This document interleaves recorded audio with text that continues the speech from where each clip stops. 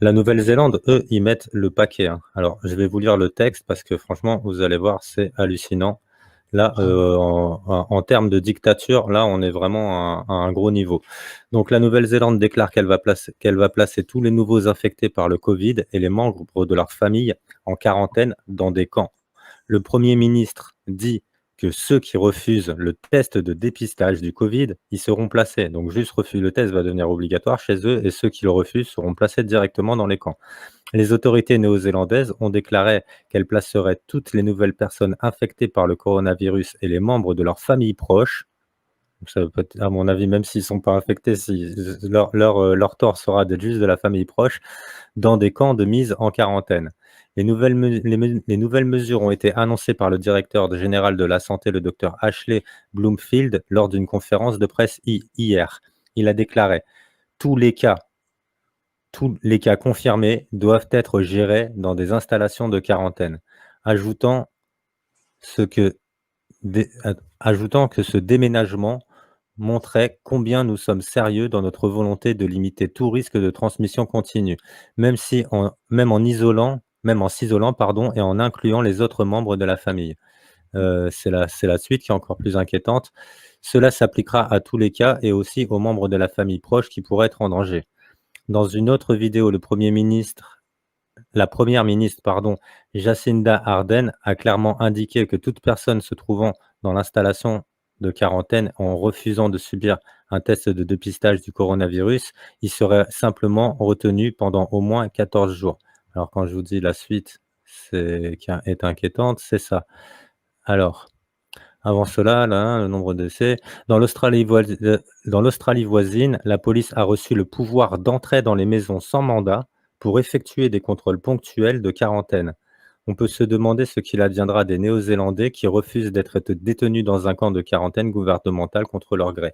Donc là, ils ont carrément le droit de rentrer chez les gens pour leur effectuer des tests ou pour vérifier enfin, ils disent quoi? Sans mandat pour effectuer des contrôles ponctuels de quarantaine. Ils nous disent avant que les quarantaines doivent se passer dans des camps, mais ils auront le droit de rentrer chez les gens pour effectuer des tests.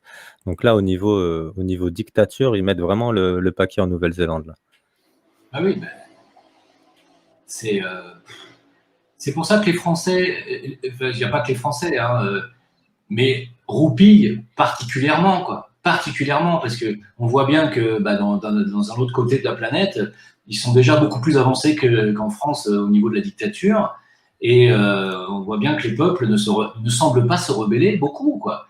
Donc, en France, en ce moment, les gens sont en vacances. Ils s'imaginent qu'en septembre, ils vont mettre les gosses à l'école et ça va repartir comme en 40. Moi, je vais vous dire, le réveil va être très, très, très, très douloureux pour la majorité des gens qui dorment, hein. Ça va être très chaud, hein. Vraiment. Alors, tout à l'heure, je vous ai parlé de l'Australie, je vous ai parlé de l'Australie tout à l'heure, et je vous ai parlé de l'Australie et je pensais Nouvelle-Zélande.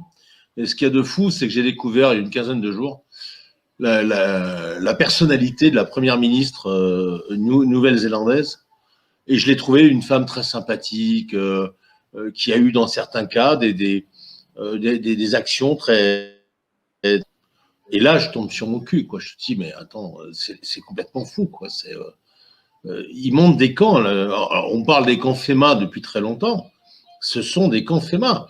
Et là, tu as trouvé l'article sur la Nouvelle-Zélande, mais a priori, l'Allemagne a pris exactement les mêmes décisions. Moi, je vois à l'avancée en ce moment de ce qui se passe en France. Je vous garantis qu'en France, ça va être la même chose. Il ne faut pas rêver. Hein, c'est derrière. Au-dessus de l'OMS, c'est l'ONU, hein, il faut le savoir. Hein, c'est voilà, les Nations Unies. Et pour moi, c'est le dernier combat de l'État profond contre les gens qui le combattent. Et qui va gagner la bataille?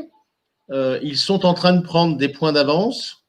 Seuls les peuples pourront, en se levant, dire non, on refuse tout ça, parce que c'est une place et elle est mondiale. J'ai eu une information, alors je ne l'ai pas vérifiée, je vous la donne comme ça, comme quoi apparemment les dirigeants des différents pays qui ont Covid, etc., voilà, auraient reçu eux-mêmes du pognon de l'OMS pour mettre en place. Parce que c'est vrai que j'ai été très étonné de voir la réactivité de tous les gouvernements quasiment mondiaux, à part quelques Africains, et là merci à l'Afrique d'avoir réagi, ça y est, on confine, etc.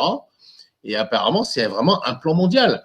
Et là, on se dit, merde, ils sont vraiment très bien organisés, quoi. Il ne faut pas rêver, ils sont très bien organisés.